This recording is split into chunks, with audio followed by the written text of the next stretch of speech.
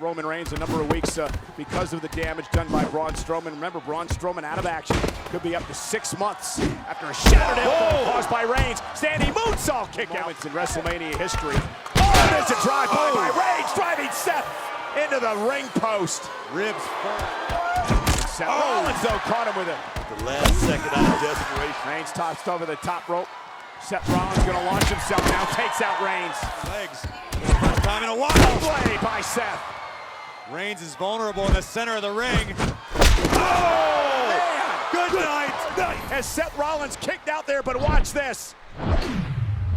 My goodness, talk about clutch. Superman punch to the jaw.